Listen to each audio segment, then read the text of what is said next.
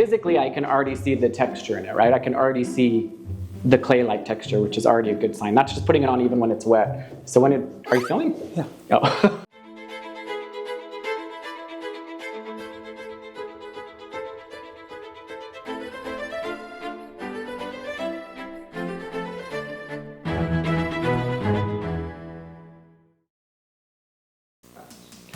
All right, we are in one of the hallway landings right now. We are trying to make our own version of Roman clay paint. And Roman clay paint is just a style of paint that Alex and I both really like.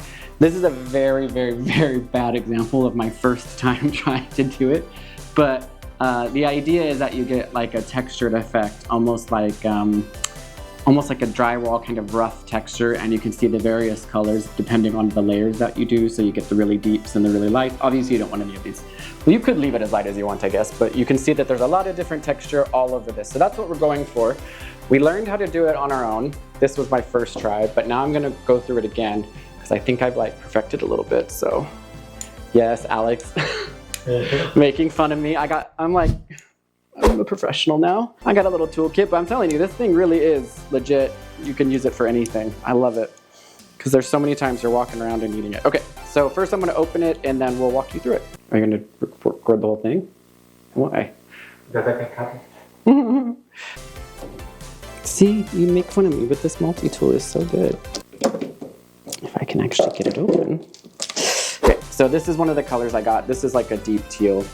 And what you're gonna do, or what we're gonna do, and what I did in the past was, where's my buckets?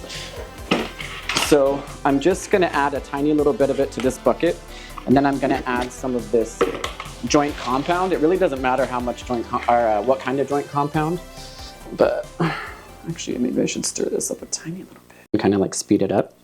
This is a really pretty color though. Just mixing it up a little bit, even though we're about to use a mixer on it. So the idea is that it's 1/3 joint compound to 2/3 paint, or wait, is that right? 1/3 to 2/3. There's 3/3, 2 of 1/3 are paint, 1 is joint compound. So just gonna put a little bit in here. All right. And I'm just gonna eye it because I would say that's probably.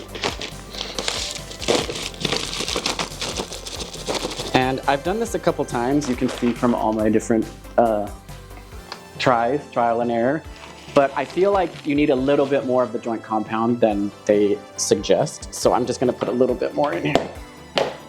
And then you're gonna get your mixer. Oh, can you turn that on for me, Alex? All right, and it's kind of like baking, right? And the texture that you want to get it is like pancake batter. So it should be pretty, that's a pretty good texture right there, right? And so that's my, and again, sometimes when I was looking around, it says it doesn't really matter what joint compound, but you do want to get a joint compound that dries the least quick. Otherwise, while you're painting, it'll get more and more clumpy. And so then now that I have that mixed, and I do think that's a pretty good consistency. And like I said, I put in a little bit more than 1/3. So messy, okay. I also think it depends on the color that you want to. Oh, and you want to do a matte paint. You don't want to paint with any sheet in it. I mean, I guess you could, but for what we're doing, we want a matte. So, follow me up. So, I also tried different techniques. That's with I did a a trash bag. I did a sponge. But the way that you're traditionally supposed to do Roman clay is, like you said, you have this really thick consistency, and then you kind of get it on, and then you slide it out. And yes, it's very messy. Jesus. Here, let me do that again. Okay, so now that, like I said, we've mixed our joint compound with our paint. We've got that really like thick pancake waffle batter. And then you use this trowel, and that's how you apply it, right? And you really scrape it. And with this style, you kind of want to make it look a little, so you can do a lot of X's. You can do kind of whatever, because you're kind of thinking you're making it kind of look patchy a little bit. So you have it there, and you can smooth out the first layer All right, that's my base layer. So once this is dry, and like I said, with the joint compound, the paint dries a lot quicker. But once it dries, then you apply your second coat and sometimes third. But when you do your second coat, you're kind of doing these little stars, right? So it'll kind of look like patchy. And then when it dries, you'll get this very like cloudy effect, like the different dimensions of the color and the texture. And it'll also look kind of like grainy, which is what we're going for with this paint. We'll let this dry a little bit and then we'll try the next one. This is like the more 1/3 to 2/3, but I just don't think it's quite what, so I'm gonna put another one underneath it.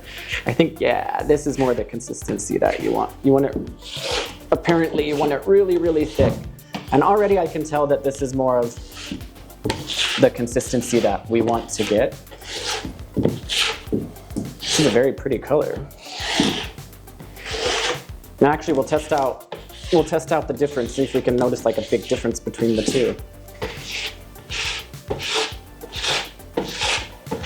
And this one that I did was way less thick than this second batch I made is very, very thick. This is, I think, the consistency that we more wanted. So I would say this is almost, I would say it's almost half to half.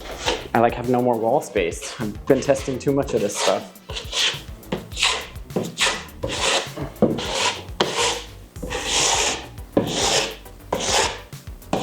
And to get the effect that we are going for, you have to use one of these little guys.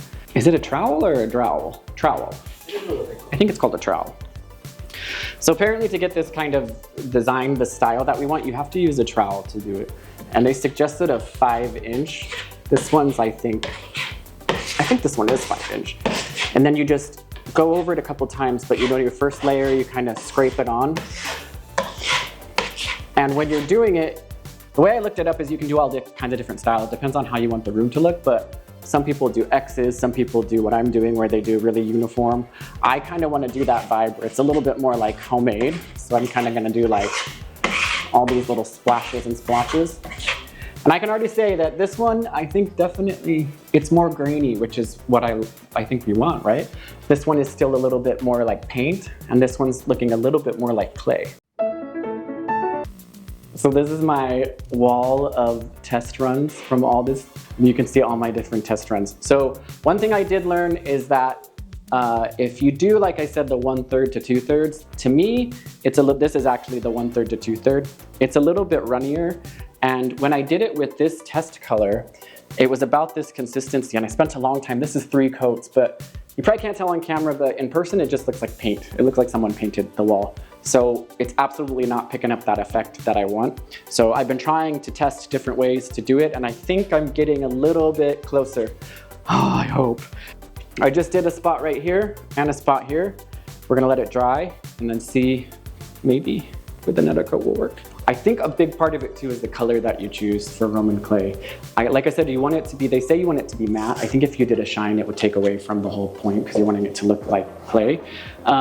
This is my first real attempt. I did 3 coats with the trowel of this kind of blush pink, but I don't think I added enough joint compound because it's not just the camera, it's also in person. It just looks like someone painted it, and they did kind of a crappy job painting it because there's still like marks in it. So definitely didn't get the effect that I want, but I'm hoping that this one that we're doing today gives me the effect. Also, this probably makes me look very sunburned, very You red. are blending in with the back of the wall, that's it.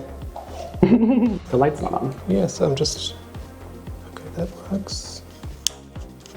Light is on. I don't think the light was on before either, Alex. It was, Colin, I just switched it off. It was on. Why don't Okay, you don't trust be so me? sassy. I think this technique adds a little bit more. What do you think? This is kind of the technique I saw a lot online, so. And the first coat that you do, according to online, you want to leave all of this white and stuff. You don't want to try to cover it all at once like for traditional painting, because then you want it to build up in certain areas, like it was kind of down there. You've got the really, really dark, deep colors that go into the really light colors. Obviously, you want to cover up all the white at the end, but when you're doing your first initial coat, you're just kind of doing exactly this. Although, I did see a couple people that were really trying to cover it up, but I felt like the more I saw just people kind of do this, I think the better it worked out.